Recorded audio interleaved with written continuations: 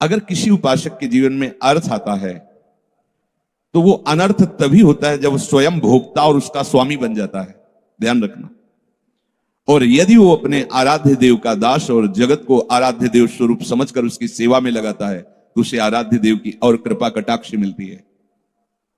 पर उस उपासक ने अर्थ का दुरुपयोग करना शुरू किया, स्वर्ण की आभूषण जंजीर पहनना, ऐसा लाल वस्त्र,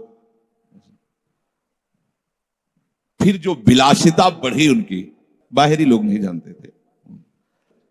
अब उनके पास जो जन समुदाय और बैक में पीछे, ऐसा उनको पता नहीं था माया कब कौन सा नाटक रचती है।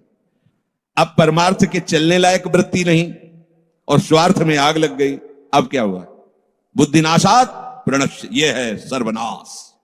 ना तो लोक व्यवहार बचा, ना तो परमार्थ बचा। अब अगर वो चिंतन और नाम ये दोनों साथ चलेंगे, ऐसी यात्रा होती है। बहुत जलन की यात्रा, बहुत जलन। कोई बहादुर भगवत चरणारविंद का आसक्त चित्त ही इससे निपट पाता है, नहीं तो यही भगवत नाम जहां छूटा तो चाहे जितनी वो विवेक लड़ाने की कोशिश करे, वो धीरे धीरे सकिल जाता है।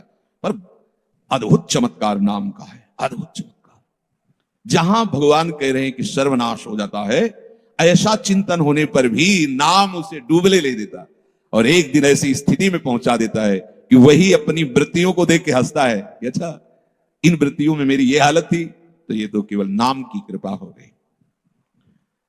उपासक ज्यादा हताश निराश ना हो कि हमने विषय चिंतन में सर्वनाश होता है सुन लिया है, अब हमारा सर्वनाश। बिल्कुल डरना नहीं, पर आप इसका स्वाद लेके चिंतन में बहते चले जाओ, ऐसा भी नहीं होना चाहिए। यहीं बैठे, केवल पर्दा लगा त्रिगुणात्मिका माया का, वो पर्दा हटे, बस बात बनी। पर्दा क्या लगा हुआ है? मैं शरीर हूं, मैं मन बुद्धि हूं, मैं इंद्रिया हूं, मैं भोक्ता हूं, मैं करता हूं। और ये साधन करने पर ये जो गलत भाव बैठ गया है ये मिट जाएगा। जहां ये मिटा तो जो है वो प्रकाशित हो गया। बड़े बड़े संतों के जीवन में यही हुआ है। वो उनका कोई ध्यान नहीं धर सकता। ये किसी की धारणा हो कि हम प्रिया प्रीतम का ध्यान, प्यारोढ़ुम क्षमते ने अच्छी सुखादी नाम तो ध्यान गम, वो आ जाते हैं।